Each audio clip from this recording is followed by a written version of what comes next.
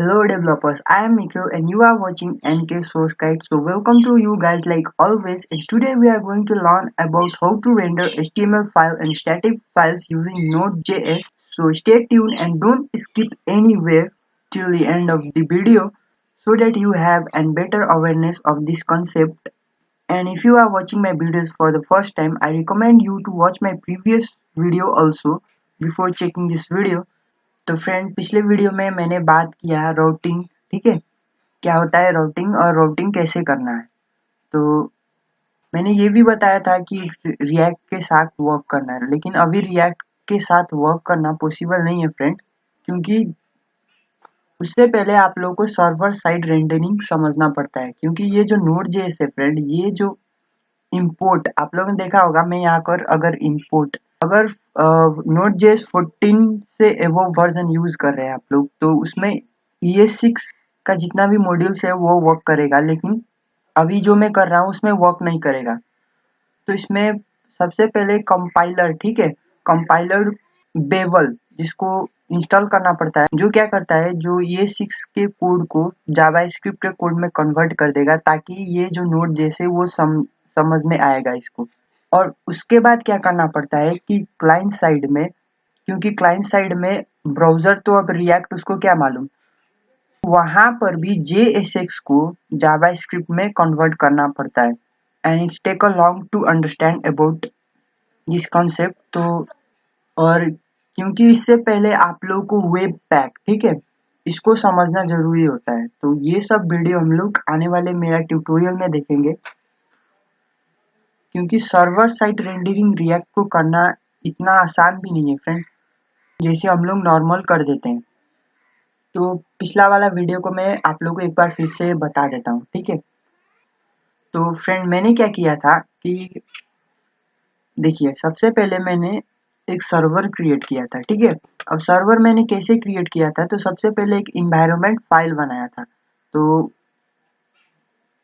वो environment file एक server, ठीक है, सबसे पहले मैंने एक फोल्डर क्रिएट किया सर्वर, और उसके अंदर दो फाइल environment.js और server.js, ठीक है। यहाँ से हम लोग सर्व करेंगे एप्लीकेशन को, और यहाँ से मैंने इन्वायरमेंट बनाया था, ठीक है, क्लास इन्वायरमेंट, और उसके कंस्ट्रक्टर में मैंने एक पोर्ट ले लिया था 9701, और होस्ट हमारा लोकल होस्ट ही रहेगा। और इसमें एक फंक्शन भी मैंने बनाया है करंट रनिंग पोर्ट, जो आपको रिटर्न करके देगा कि अभी जो है कौन सा पोर्ट रन कर रहा है, ठीक है। उसके बाद यहाँ से मैंने मॉड्यूल डॉट एक्सपोर्ट, ठीक है, क्योंकि जैसे ब्राउजर में सभी चीज विंडो ऑब्जेक्ट के अंदर होता है, यहाँ पर मॉड्यूल के अंदर होता है। तो यहाँ पर मॉड्यूल डॉट एक्सपोर्ट से इन्वायरमेंट इस क्लास को मैंने एक्सपोर्ट कर दिया था यहाँ से, ठीक है। और फिर क्योंकि एक ही फाइल में है, ठीक है, इसलिए मैंने यहाँ पर डॉट स्लैश और यहाँ पर इन्वायरमेंट, और देखिए यहाँ से मैंने इसको रिक्वायर कर दिया, मतलब इंपोर्ट कर लिया। यहाँ से मैंने एक्सपोर्ट किया था और यहाँ से मैंने इंपोर्ट कर लिया। तो क्योंकि देखिए जो मैंने इंपोर्ट किया है वो एक क्लास है, तो इस क्लास का देखिए ऑब्जेक्ट, ये क्रिएट सर्वर, देखिए सबसे पहले तो हैंडलर फंक्शन आर्ग्यूमेंट, और दूसरा जो है, क्योंकि हम लोग को सर्व करना है तो इसको देखिए लिसन को कॉल करना पड़ता है। तो मैंने यहाँ से क्रिएट सर्वर, और ये हैंडलर फंक्शन क्या, ये मैंने एक फोल्डर बनाया था यहाँ पर हैंडलर, ठीक है, उसी के अंदर है हैंडलर डॉट जेएस, ठीक है, उसी के अंदर हैंडलर फंक्शन को डिफाइन किया गया है। देखिए मैं आपको दिखाता हूँ यहाँ पर,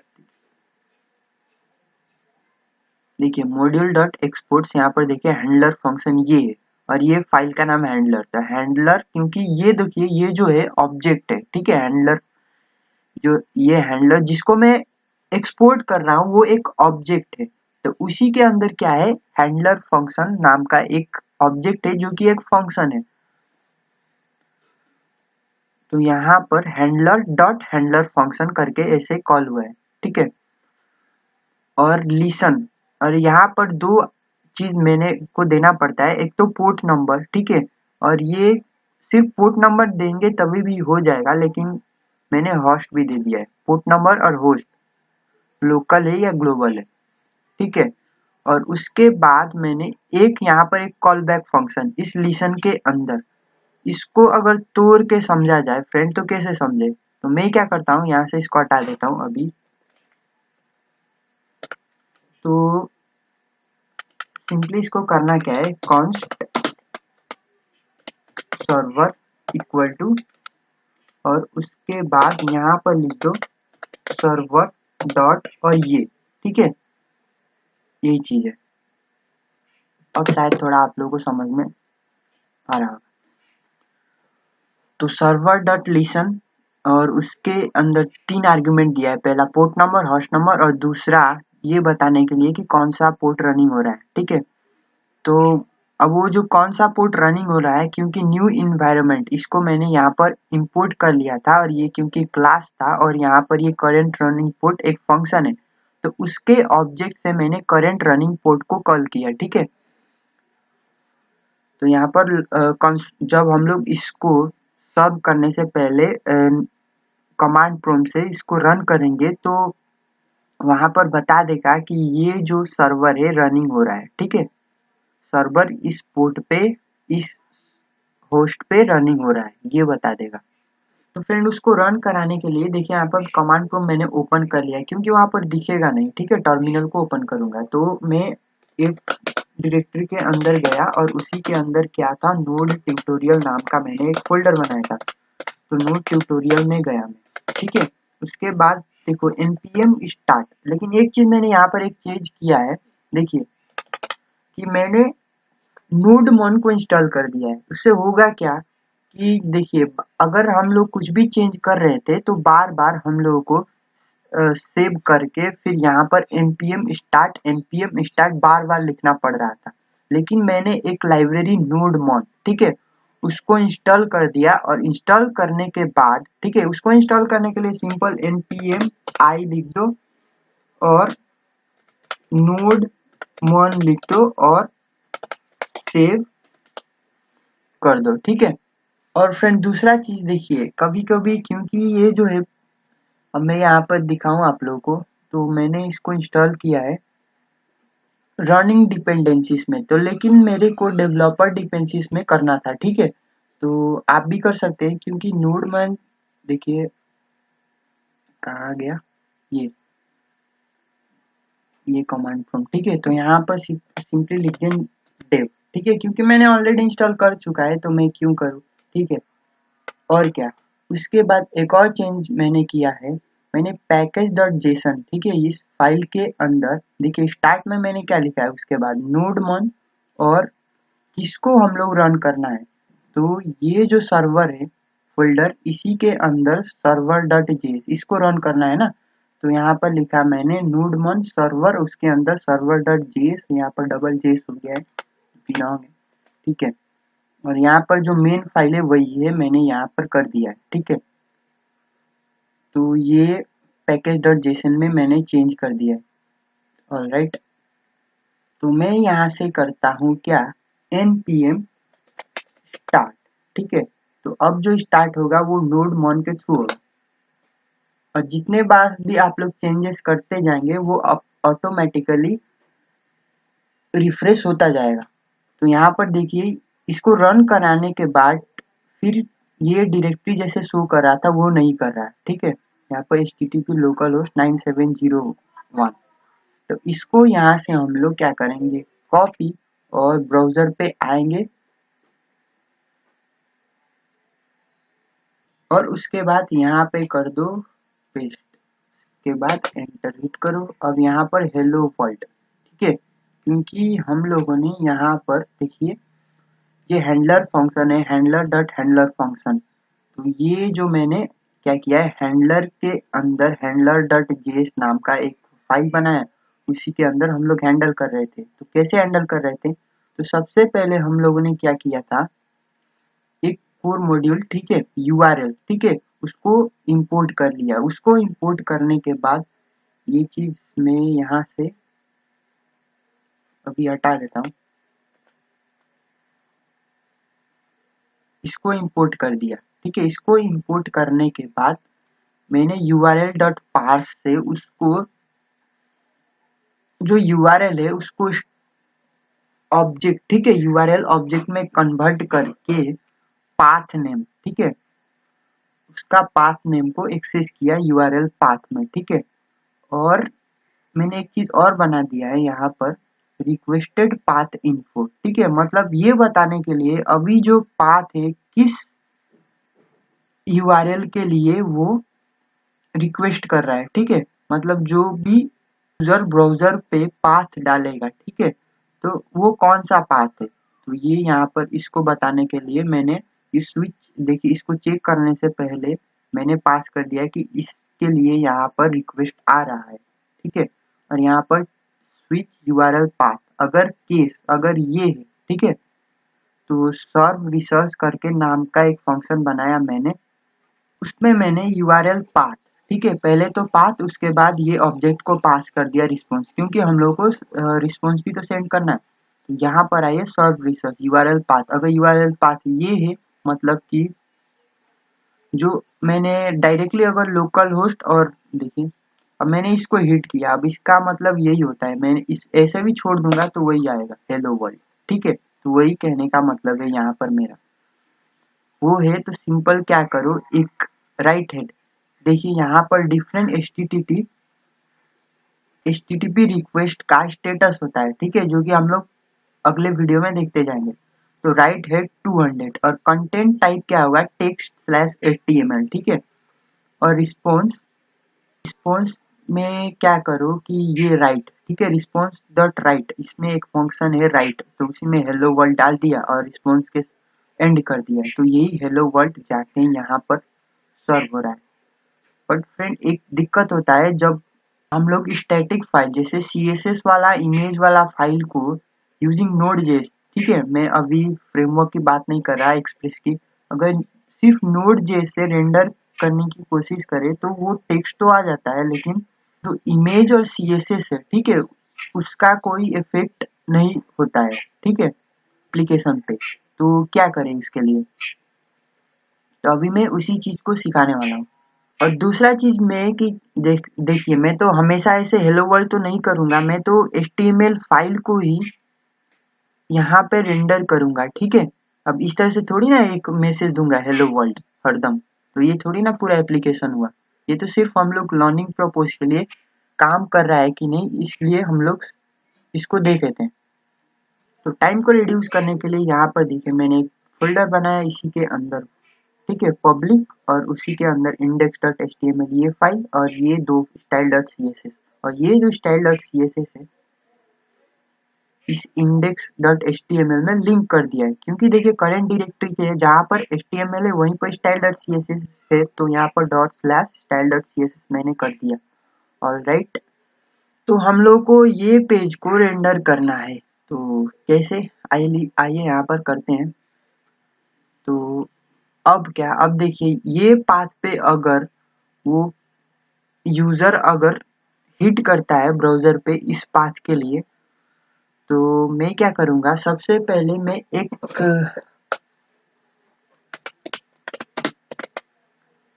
मॉड्यूल को इंपोर्ट करने जा रहा हूँ एफएस, ठीक है। अगर कोई भी आप लोग फाइल से रिलेटेड काम करना है, ठीक है, क्रिएट, रीड, अपडेट, डिलीट, ठीक है, तो उसके लिए हम लोग इसको यूज करते हैं। अगर फाइल से रिलेटेड इन्फो पे काम करना है आप लोग को, तो पाथ पाथ मॉड्यूल है, उसके लिए हम लोग काम करते हैं। इस दो चीज को भी हम लोग अगले वीडियो में पूरा कंप्लीट देखेंगे। तो उससे पहले जो हम लोग करने जा रहे हैं उसको समझते हैं। तो रिक्वायर और एफएस, ऑलराइट। और दूसरा एक चीज में मैंने बोला const path, path equal to require path.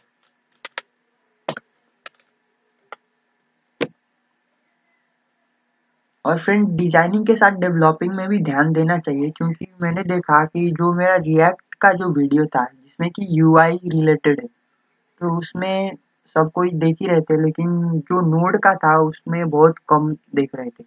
तो मैं ये नहीं बोल रहा हूँ कि इस वीडियो को देखो ही देखो, लेकिन मैं मेरा कहने का मतलब ये है कि डोमेन नॉलेज और बिजनेस लॉजिक, ठीक है, ये चीज इफेक्टिव होता है अगर आप लोग कोई भी एप्लीकेशन क्रिएट करते हो। तो नोड जेएस क्योंकि बैकएंड पे काम कर रहे हैं, तो ऑब्वियसली बिजनेस लॉजिक का ही बात करेंगे, ठीक है, डोमेन नॉलेज के अकॉर्डिंग। तो चलिए फ्रेंड, मैं इसको आंख बंद करके इसको हटाया, ठीक है। तो सबसे पहले क्या करना है मेरे को, एफएस, सबसे पहले मेरे को तो एक पाथ चाहिए, ठीक है, HTML फाइल को रेंडर करने के लिए। तो लेट HTML पाथ मैंने इस तरह से बना दिया। अब ये जो HTML पाथ है, सबसे पहले मेरे मेरे को इसका जो एब्सोल्यूट पाथ है वो चाहिए। तो पाथ डॉट रिजॉल्व करूंगा, रिजॉल्व। उसके बाद देखिए पब्लिक, और इस पब्लिक के अंदर ही है क्या, इंडेक्स डॉट HTML, ठीक है। अब मैं फोन्स डॉट एंड ये चीज यहाँ पर नीचे लिख देता हूँ, क्योंकि बफरिंग करते ही रह जाएगा फिर। और ये जो कंसोल डॉट लॉग और फिर HTML पाथ, ठीक है, इसको मैं कंसोल स्क्रीन पे दिखाता हूँ, क्योंकि इसमें भी एक कंफ्यूजन है जो कि मैं आप लोगों को बताऊंगा।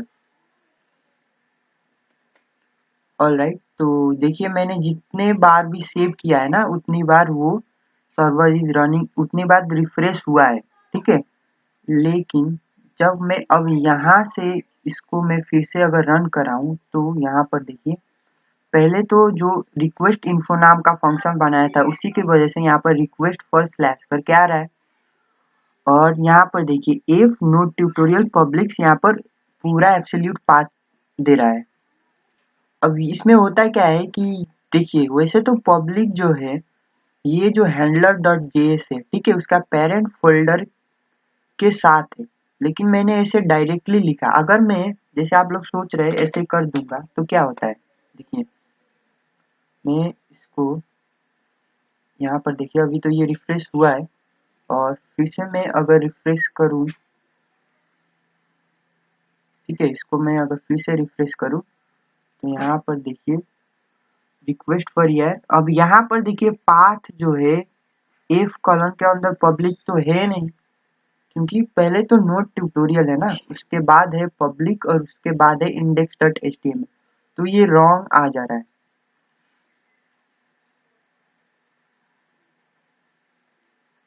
तो फ्रेंड ये रॉन्ग दे रहा है, इसी वजह से मेरे को ये करना पड़ा। और अगर ये जो हैंडलर है, ठीक है, इसी के अंदर पब्लिक फोल्डर होता, तो तब उस केस में हम लोग डॉट स्लैश दे सकते थे, ठीक है, तब ये सही हो जाता। लेकिन इसके अंदर नहीं है, ठीक है, इसके अंदर नहीं मिला है इसको, तो इसके बाहर ढूंढ रहा है, ठीक है, वहां पर मिल गया, और उसके अंदर इंडेक्स डॉट HTML है, और उसका एब्सोल्यूट पाथ यहाँ पर मिल गया हम लोग को। अब क्या करना है कि एफएस डॉट, ठीक है, रीड फाइल, फाइल को रीड करना है।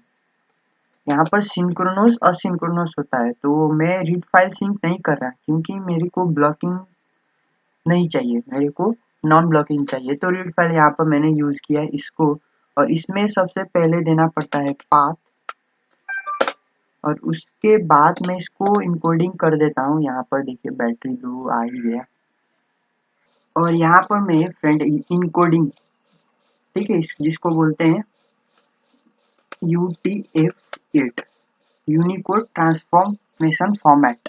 तो ये जो यूनिकोड है, इसके अंदर दुनिया के हर एक कैरेक्टर का मतलब होता है, ऑलराइट। और साथ में जो स्पेशल कैरेक्टर्स है, उनका भी इसमें मीनिंग होता है। तो अब क्या, अब देखिए यहाँ पर एक कॉल बैक फंक्शन में यूज करूंगा। ये नीचे मैंने रिस्पॉन्स डॉट एंड दिया है, इसको अभी आप लोग वहीं पर रहने दीजिए। तो इस पाथ से, ठीक है, इस पाथ से ये जो फाइल है इंडेक्स डॉट HTML, इसको रीड करना है। इसको रीड करने के बाद देखिए, पहला अगर रीड नहीं होता है तो एरर जरूर आएगा, ठीक है।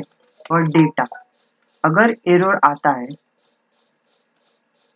इफ एरर, ठीक है, कोई भी एरर आता है, तो मैं क्या करूंगा, एक रिस्पॉन्स डॉट राइट हेड, और मैं इसमें स्टेटस, अब एरर किस वजह से आया, हो सकता है कि जिस फाइल को रीड करने की कोशिश कर रहे हैं वो है ही ना, तो ये सब हो सकता है।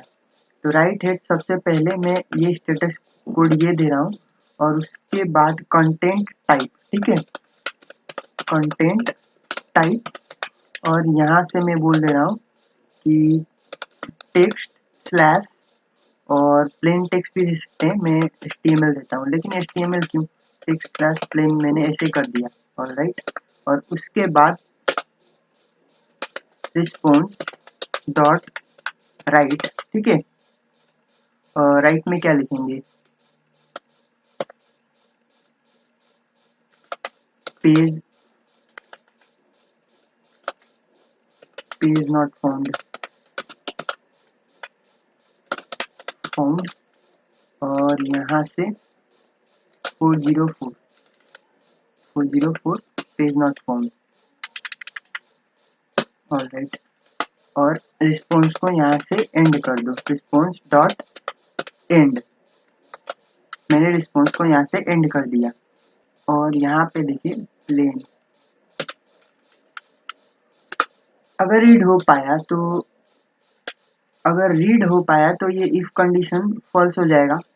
तो अब क्या करूँगा मैं, सिंपल, अब जो यहाँ पर लिखा हूँ मैं राइट हेड में, तो मैं यहाँ से ये कॉपी करता हूँ, कंटेंट टाइप टेक्स्ट स्लैश, अब तो HTML है ना, HTML कंटेंट टाइप ये, और ये 200, मतलब ओके।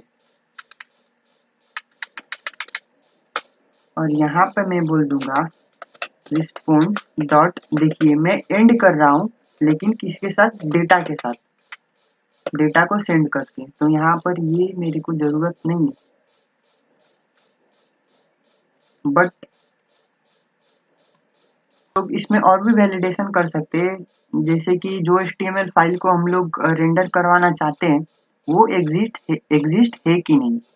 तो फिलहाल तो मैं अभी दूसरे वीडियो में हम लोग देखते जाएंगे वो कैसे करना है। इफ ये, अब तो इसको मैं अब रन करके देखते हैं। तो फ्रेंड यहाँ पर देखिए हेलो फ्रॉम HTML, तो ये पता है आपको कहाँ से आ रहा है, तो यहाँ से आ रहा है, मैं चेंज करके दिखा देता हूँ, ठीक है, इसको मैं बोल देता हूँ we we are learning Node JS। Right, मैंने इसको ऐसे दिया, लेकिन देखिए इस पे मैंने स्टाइल डॉट CSS, ठीक है, इसको भी यूज किया है, और इस H1 का कलर को मैं, शायद दिखे ना, एक रेड रेड कर दूं, तो लेकिन एक चीज ध्यान दीजिए, यहाँ पर जो है, देखिए ये तो चेंज हो गया, हम लोगों ने टेक्स्ट को चेंज कर दिया, लेकिन CSS यहाँ पर अप्लाई नहीं हो रहा है। इसलिए नहीं हो रहा है फ्रेंड, क्योंकि हम लोग यहाँ से सिर्फ क्या कर रहे हैं, HTML, ठीक है, टेक्स्ट और स्लैश HTML को ही सिर्फ रेंडर कर रहे हैं, लेकिन क्या अब CSS को कैसे करें, और हो सकता है इमेज फाइल भी आ जाए बाद में। तो ये सब को करने के लिए, तो एक चीज दिखा दूं, जैसे मैंने वहां पर रिफ्रेश किया ब्राउजर को, इसको, तो मैंने एक बनाया था फंक्शन, यहाँ पर देख सकते हैं आप लोग, रिक्वेस्ट पाथ इन्फो, मतलब कहाँ से रिक्वेस्ट आ रही है, ठीक है, तो इस पे ये जो URL, ठीक है, इसको पास कर दिया, और पाथ नेम के साथ यहाँ पर URL पाथ भर के यहाँ पर पास हो गया। तो रिक्वेस्ट पर किसके लिए, तो मैं आपको दिखा देता हूँ, यहाँ पर कमांड प्रॉम्प्ट पे शायद आप लोगों को दिख रहा होगा, यहाँ पर देखिए बार बार रिक्वेस्ट पर स्लैश, ठीक है, रिक्वेस्ट पर, देखिए ये चीज के लिए भी रिक्वेस्ट आ रहा है, स्टाइल डॉट CSS, ठीक है, इसके लिए जो आया था हम लोगों ने HTML का फाइल को रेंडर कर दिया, लेकिन अब स्टाइल डॉट CSS इसके लिए आ रहा है, तो अब क्या करें, ठीक है, तो इस केस में हम लोग क्या करेंगे, देखिए मैं कैसे करता हूँ, तो मैं क्या करूंगा कि जो इसने रिस्पॉन्स सेंड करके, रिस्पॉन्स सेंड किया हुआ है उसी में अपेंड कर दो, ठीक है, तो वो कैसे होगा, तो इसके लिए हम लोग स्ट्रीम का यूज करेंगे, ठीक है, और उसको पाइप के थ्रू हम लोग सेंड कर देंगे ब्राउजर में। तो अगर हो सकता है एल्स इफ, तो यहाँ पर जो URL पाथ, ठीक है, मैं यहाँ पर पाथ डॉट, आप लोगों ने रेगुलर एक्सप्रेशन पढ़ा होगा, अगर नहीं पढ़ा है तो मैं आप लोगों को लिंक दे दूंगा, उसमें मेरा वीडियो है रेगुलर एक्सप्रेशन का, थोड़ा बहुत वहां से आइडिया मिल जाएगा। उसके बाद रेफरेंस W3 स्कूल, वहां से भी आइडिया मिल जाएगा। मैच, और यहाँ से मैं बोल रहा हूँ कि बिगिनिंग में अगर CSS हो, एंड में CSS हो अगर, तो क्या करो, तो उसको कैसे रीड करें।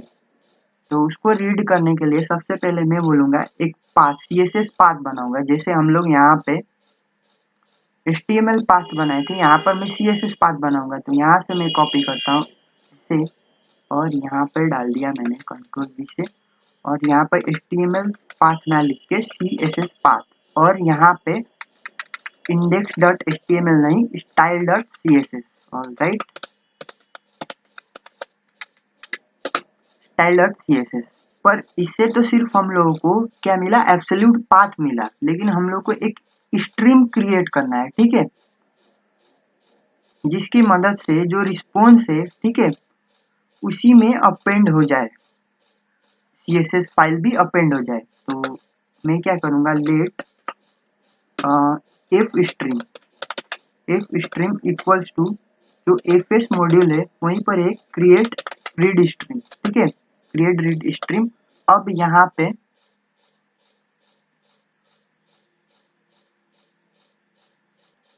तो फ्रेंड ये मैंने अब CSS, ये तो सिर्फ एब्सोल्यूट पाथ के लिए है।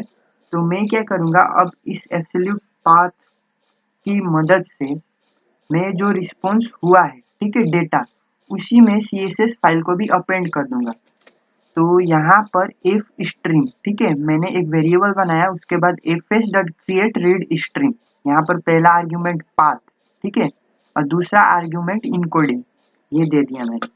अब मैं सिंपली क्या करूंगा, F stream dot response pipe, ठीक है, पाइप और रिस्पॉन्स, मतलब जो रिस्पॉन्स हुआ है, ठीक है, उसी में ये जो फाइल है CSS के फाइल को अपेंड कर दूं, ये मैंने बोला। तो अब मैं इसको सेव करता हूँ और देखता हूँ। एक चीज है फ्रेंड और, कि जो यहाँ पर मैंने राइट हेड लिखा था, अब यहाँ पर भी तो करना पड़ेगा ना, तो क्योंकि ये CSS से बताना पड़ेगा।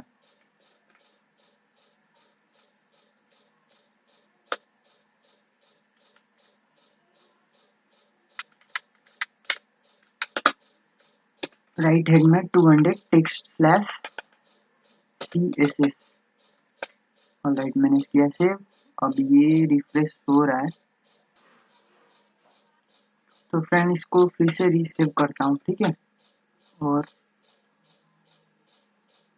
तो फ्रेंड ये देखिए वी आर लर्निंग, देखिए यहाँ पर आ चुका है, ठीक है, CSS अप्लाई हो रहा है। ऑलराइट, तो ये जूम हो चुका था इसलिए इतना बड़ा दिखाई रहता। अब हो सकता हो उसी के अंदर कुछ इमेज हो, तो अभी तो कोई इमेज नहीं है, लेकिन मैं चाहता हूँ कि यहाँ पर एक इमेज दे दूँ मैं, src इक्वल्स टू कुछ, ठीक है, और इसका हाइट विड्थ यहीं से दे देते हैं, हाइट इक्वल्स टू 200 px और विड्थ इक्वल्स टू 200 px, ठीक है, पिक्सल में। अब ये मैं इसी के अंदर क्या करूँगा, डॉट स्लैश कुछ भी इमेज, अब तो इमेज यहाँ पर लाना पड़ेगा, यहाँ पर इमेज है नहीं, तो पहले मैं इमेज को लेकर आता हूँ। तो ये मेरा इमेज, ठीक है, तो इसको मैं यहाँ पर क्या करता हूँ, यूज कर देता हूँ 1.jpg। अब होगा क्या, यहाँ पर अल्ट में भी लिख देते हैं इक्वल टू, ये इमेज था, डॉट स्लैश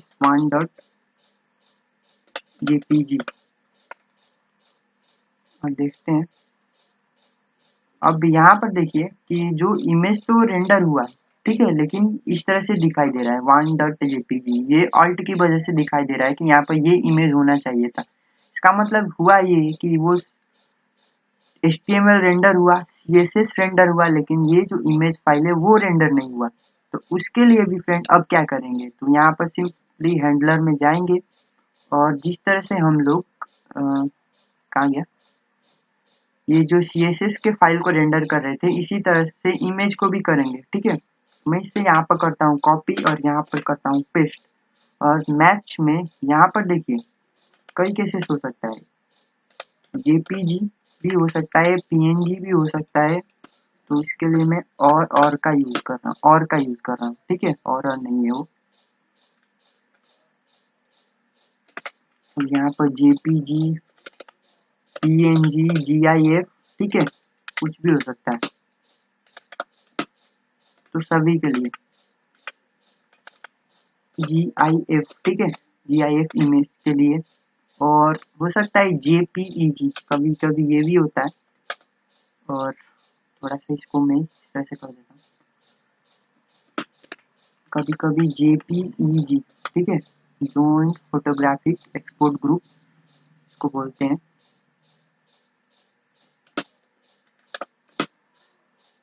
और कभी कभी क्या हो सकता है SVG, स्केलेबल वेक्टर ग्राफिक, ये सभी इमेजेस का फॉर्मेट है। तो इमेजेस सभी टाइप के हो सकते हैं। तो अब क्या, अब तो है इमेज पाथ, तो IMG, और यहाँ पे इमेज पाथ, IMG पाथ, ठीक है। लेकिन फ्रेंड यहाँ पर देखिए, अभी तो ये कुछ भी यहाँ पर तो सिंपली हम लोग दे लिए थे CSS, ठीक है, CSS, और यहाँ पर स्टाइल डॉट CSS। अब फ्रेंड करना क्या है कि जो URL पाथ, ठीक है, जो दिया है वही चीज यहाँ पर लिखना है। URL पाथ कर देंगे तो होगा नहीं, अगर लिख दिया तो होगा क्या, यहाँ पर इस तरह से आ जाएगा स्लैश। तो अब मैं क्या करता हूँ, पहले इसको तो कमेंट करता हूँ, पहले हम लोग कमांड प्रॉम्प्ट पे इसको इवेलुएट कर देते हैं। तो स्टाइल डॉट CSS मेरे को चाहिए let extension name, EXTNAME, extension name.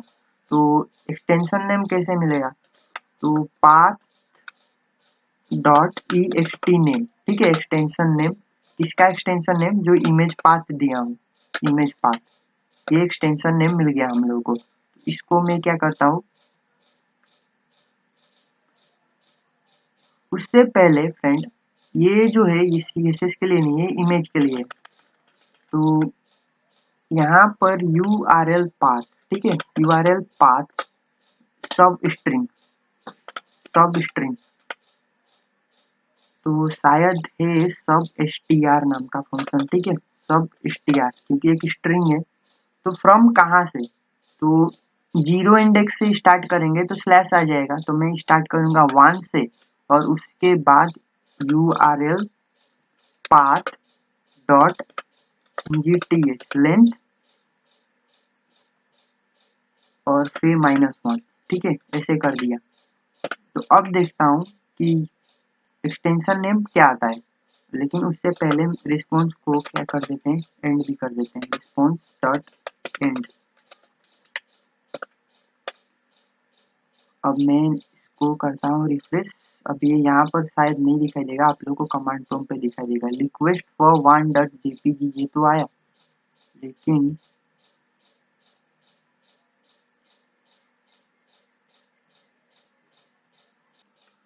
हम लोगों ने इसको कंसोल पे दिखाना था ना, इसीलिए शायद नहीं आया होगा। कंसोल डॉट लॉग, और फिर यहाँ पर एक्सटेंशन नेम देखते हैं, अगर एक्सटेंशन नेम सही आता है तो सब ठीक है, उसके बाद हम लोग रेंडर कर सकते हैं। तो देखिए वो रन नहीं हो रहा है इसके अंदर,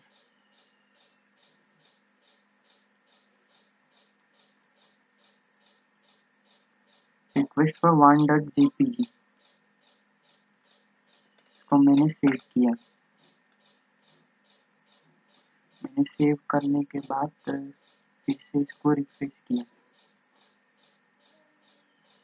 रिक्वेस्ट फॉर 1.jpg, मतलब इसके इसके अंदर आ नहीं रहा है वो, हो सकता है।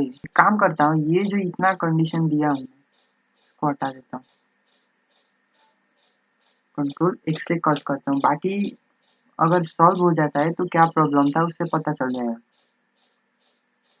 तो फ्रेंड ऐसा भी हो सकता है कि जो पाथ हम लोगों ने यहाँ पर दिया है वही सही ना हो। तो काम करता हूँ, तो यहाँ से मैंने किया कॉपी, अब ये में तो मेरे को भी नहीं पता, मैं ऑन दी स्पॉट कोडिंग लिख रहा हूँ।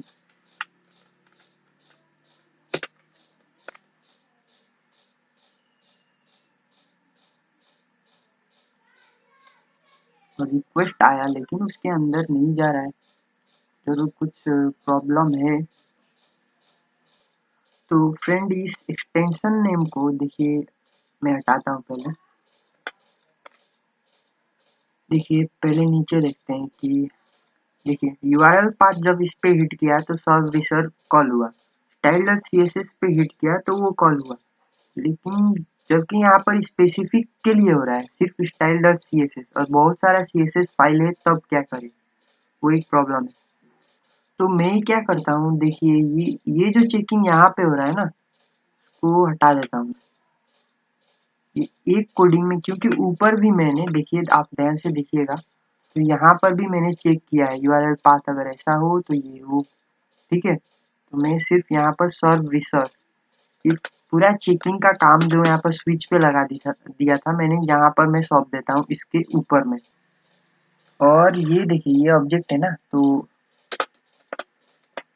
ये फंक्शन का क्लोज। तो फ्रेंड अब देखता हूँ थोड़ा सा, वो देखिए यहाँ पर हो भी गया, वी आर लर्निंग इसका हो रहा है, लेकिन इमेज में थोड़ा प्रॉब्लम आ रहा है, हम उसको देख लेंगे अभी के अभी। तो अब देखिए यहाँ पर जो मैंने किया है, देखिए सब स्ट्रिंग, ठीक है।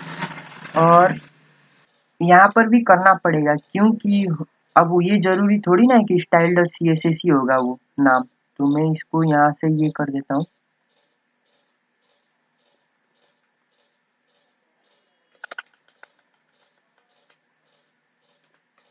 ठीक है, ऐसे मैंने कर दिया और मैंने इसको सेव किया। उसके बाद देखिए मैं इसको रिफ्रेश करता हूँ, तो देखिए फ्रेंड अभी भी कोई प्रॉब्लम नहीं है, वी आर लर्निंग नोड.जेएस हो रहा है। लेकिन जब बात आ रहा है इमेजेस का, तो यहाँ पर क्या प्रॉब्लम है। तो फ्रेंड इसको सभी को कमेंट मैंने कर दिया, ठीक है। उसके बाद फिर से रिफ्रेश किया तो ये चीज दिखा रहा हूँ आपको, यहाँ पर देखिए ये रिफ्रेश हो रहा है, क्योंकि मैंने एंड नहीं किया है। और यहाँ पर देखिए एक्सटेंशन जेपीजी आ भी गया। तो फ्रेंड ये, तो अब प्रॉब्लम ये है कि हम लोग इमेज यूज कर रहे हैं, तो यहाँ पर UTF-8 मैंने दे रखा था, जो कि बाइनरी है ये, तो यूनिकोड ट्रांसफॉर्मेशन फॉर्मेट करने की जरूरत नहीं है।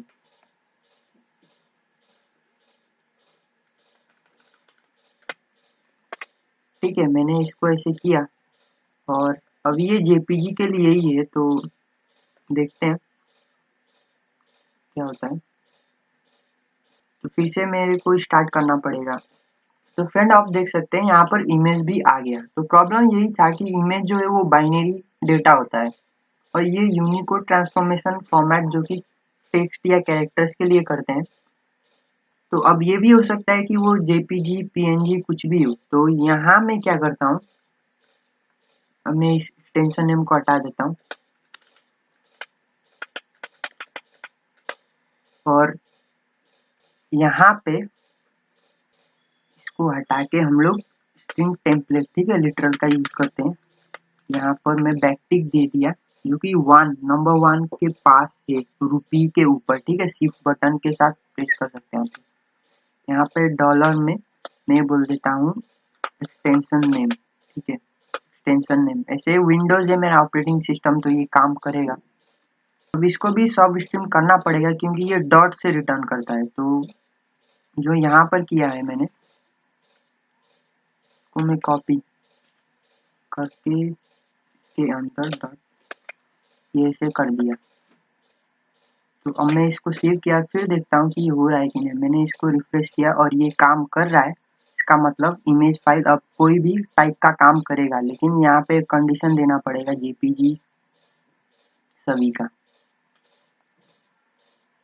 पहला प्रॉब्लम था यहाँ पर स्विच में, ठीक है, मैंने स्पेसिफिक के लिए चेक किया था, लेकिन ऐसा नहीं करना था मेरे को। तो वो जब मैं पिछला वाला वीडियो जब उसमें मैं जब पढ़ा रहा था राउटिंग के बारे में, तो इसी वजह से वहाँ पर ये हुआ। जेपीईजी जीआईएफ सभी आप लोग दे सकते।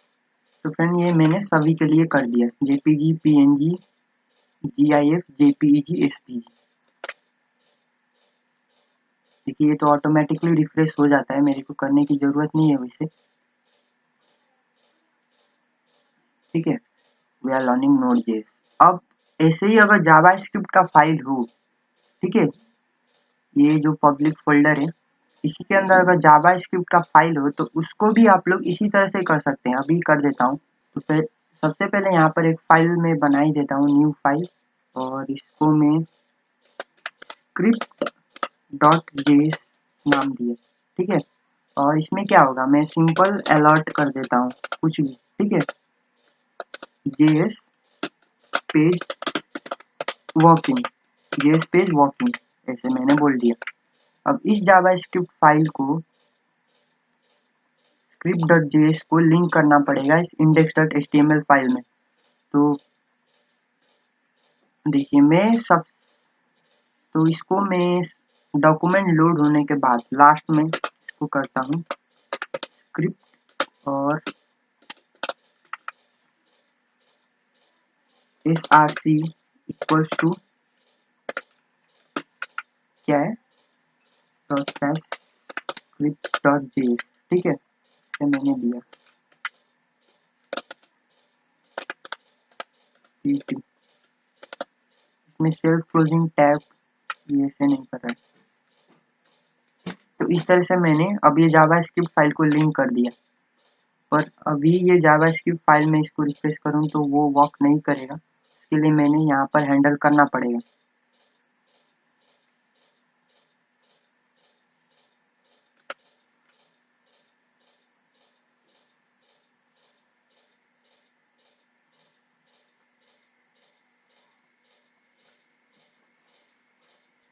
तो फ्रेंड अब मैं क्या करूँगा, देखिए को यहाँ से ये कॉपी करूँगा और इसके नीचे पेस्ट कर दूंगा। उसके बाद ये CSS को हटा के JS जावा स्क्रिप्ट के लिए, ठीक है, तो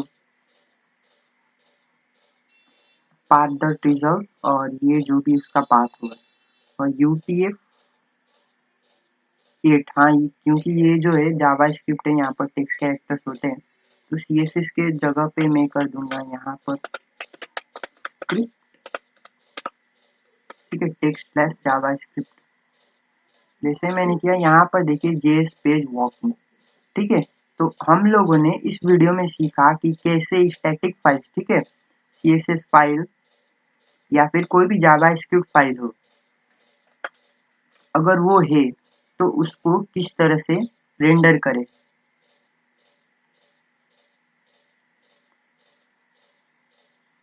तो फ्रेंड ये इसको मैंने फॉन्ट साइज को छोटा करके इसमें अलाइन कर दिया है। ठीक है, तो ये कुछ इस तरह से दिख रहा है।